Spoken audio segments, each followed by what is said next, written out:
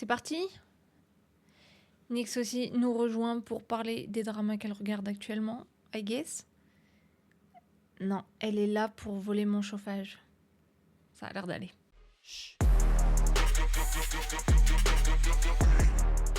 Regardons les sorties actuelles pour ce début d'année.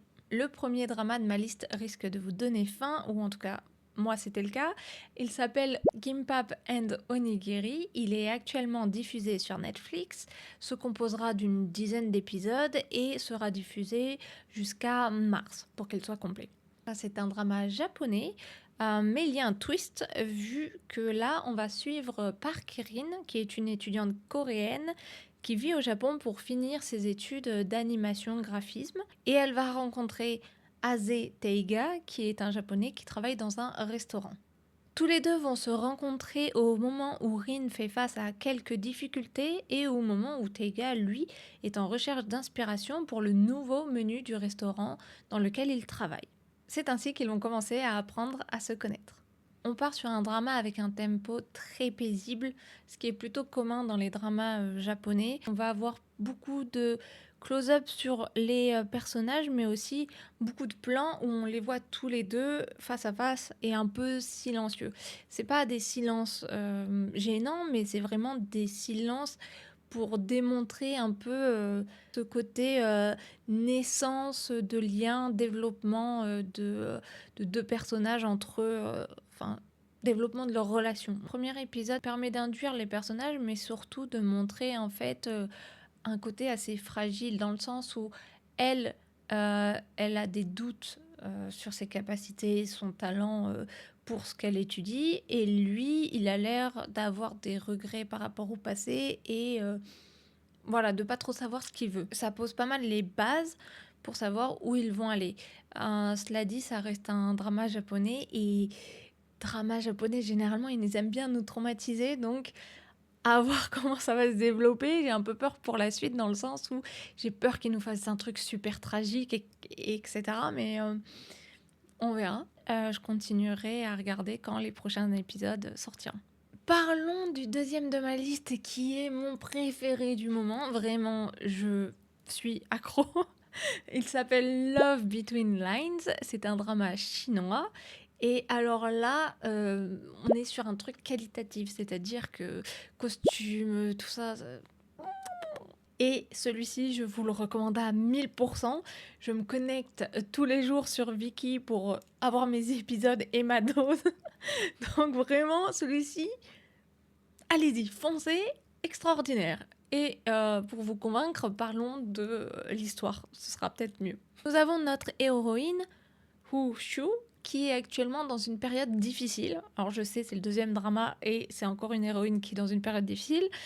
Son taf, c'est pas ça, relation amoureuse non plus, et donc là, ça fait 1 mois qu'elle se morfond dans son lit. Pour la faire sortir de chez elle, sa meilleure amie l'emmène dans un club de jeux de VR où des factions se battent pour être au pouvoir. Lors de cette première session de jeu, elle rencontre le lead masculin et il la trigger un peu, il la titille un peu suite à une certaine action qui fait qu'elle revient pour plusieurs sessions et elle se met en tête de le battre dans le jeu.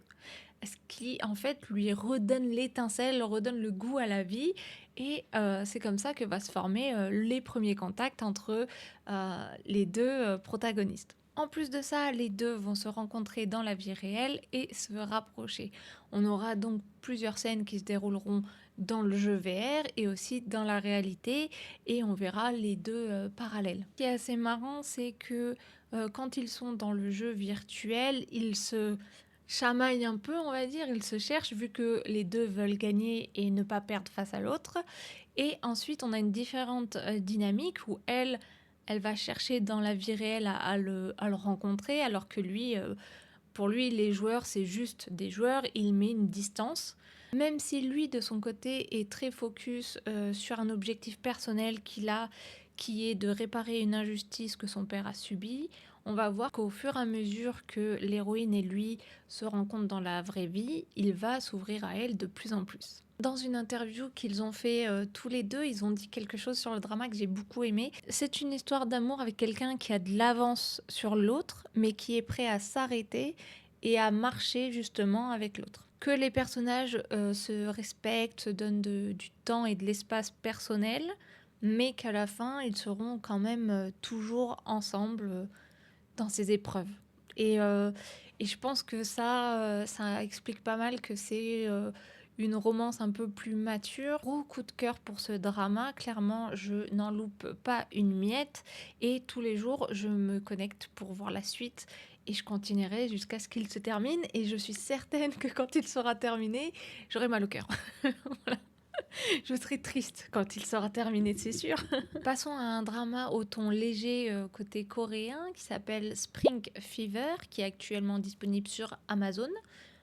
Pas d'Amazon en tout cas, mais il est disponible normalement sur Amazon Prime.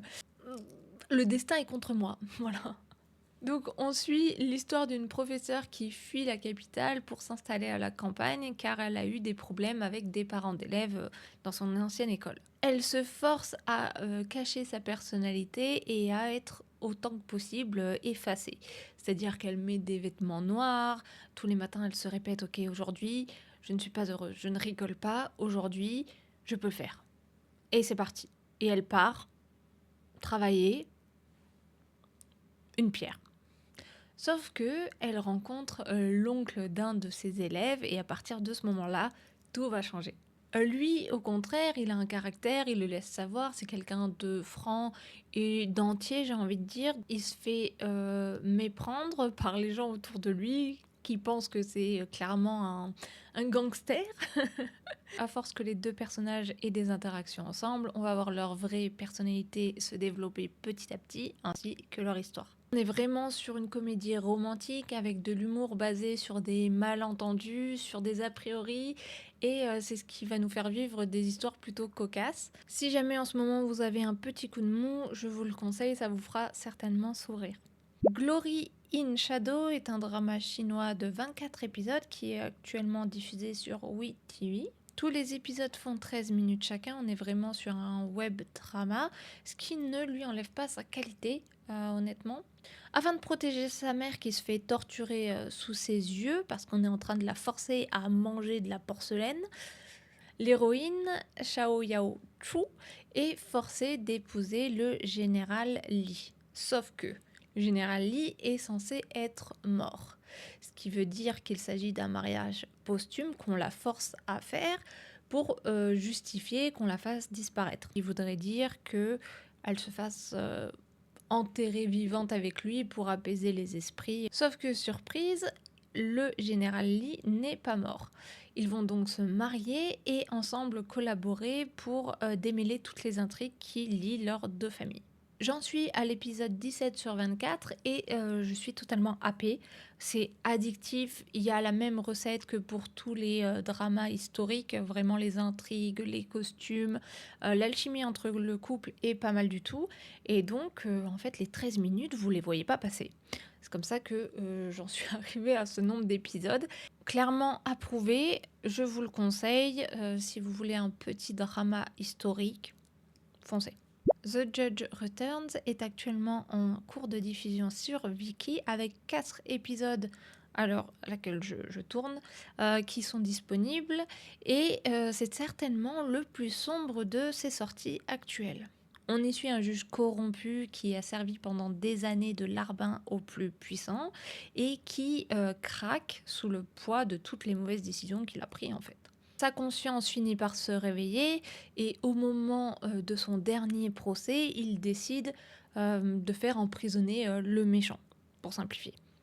Sauf que la justice a un prix et il va le payer avec sa vie. C'est là que tout bascule, il se réveille alors 10 ans en arrière et a cette seconde chance pour faire les bons choix cette fois et rectifier tout ce qu'il a pu faire avant. L'épisode 1 est un peu long, mais ce qui est normal vu qu'ils doivent poser le contexte. Et généralement dans le genre de drama moderne avec des côtés politiques, il y a beaucoup de personnages à présenter, beaucoup d'intrigues et sous-intrigues, donc ça explique pourquoi c'est lourd. Et ça peut décourager, mais honnêtement, tout va mieux dès l'épisode 2, quand il fait ce rebond de 10 ans en arrière. C'est un peu plus léger. Personnellement, j'ai commencé vraiment à être intéressée à partir de l'épisode 2. Donc si jamais, n'abandonnez pas à l'épisode 1, laissez l'épisode 2 peut-être vous convaincre. Ok, maintenant on va passer aux dramas qui sont actuellement aussi sortis, mais que j'aime moins. To My Beloved Thief, qui est un drama coréen et historique, actuellement en cours sur Viki. On a l'un des princes qui enquête sur certains vols qui sont commis, et l'intrigue justement est un peu à la Robin des Bois, mais cette fois c'est avec une héroïne qui, elle, est médecin la journée et la nuit commet les vols pour redistribuer au peuple. Leurs chemins vont donc se croiser à plusieurs reprises et mystérieusement, ils vont swap d'identité, c'est-à-dire que lui va se retrouver dans son corps à elle et elle va se retrouver dans son corps à lui. Forcément, comme les deux sont dans des corps qui ne leur appartiennent pas, ils vont devoir collaborer ensemble et je ne sais pas où ce drama exactement va nous emmener. Je vous l'avoue, je n'ai pas accroché. C'est-à-dire que les épisodes 1 et 2 étaient ok, et puis après j'ai lancé les autres et je cliquais un peu parce que les intrigues m'intéressaient pas tant que ça. Si je suis honnête, je ne pense vraiment pas le continuer. Et maintenant passons au dernier que j'ai noté qui s'appelle A Girl in Tang Dynasty. Celui-ci est un drama chinois qui est en cours avec 2 épisodes par jour normalement. Le dernier épisode sortira le 15 janvier, donc il est bientôt terminé. Et pareil, je n'ai pas su m'attacher à ce drama ni au personnage parce que c'est chaotique en fait. On a cette héroïne qui se réveille et qui est forcée à se marier, sauf qu'elle se marie pas. Elle s'échappe, elle rencontre le lead masculin et elle, son objectif, c'est sa carrière. Donc elle veut être la plus grande marchande de la capitale ou de la ville. Donc clairement, on peut voir dans le script que c'est prévu que l'humour soit absurde parce que c'est des rebondissements sur des situations qui sont un peu what the fuck, sauf que ce soit quelques scènes qui sont mal jouées ou des effets ou même certains costumes parce que le lead masculin et il se cache en fait avec de la fausse barbe et tout, et sauf que c'est, je sais pas, ça me je ne suis pas convaincue. Celui-ci, sans surprise, je ne le terminerai pas. Voilà. Donc les 2 derniers que j'ai cités, pas ma cam. Pas ma cam. Pour finir, on a 2 prochaines sorties côté drama coréen qui vont arriver avec Can This Love Be Translated, où on va suivre une actrice et son traducteur qui vont tomber amoureux l'un de l'autre, on présume en tout cas, et le drama Positively Yours, où on va suivre un PDG et l'une des managers de son entreprise qui ont couché ensemble un soir et dont cela va résulter sur une grossesse. Voilà en tout cas ce qui se passe dans la sphère des dramas. Si jamais vous avez des suggestions, n'hésitez pas à les laisser en commentaire. Et surtout, si vous avez des coups de cœur, n'hésitez pas à les partager, comme ça j'irai jeter un œil. Merci à toutes et à tous. Passez une bonne journée, soirée, et je vous dis à bientôt.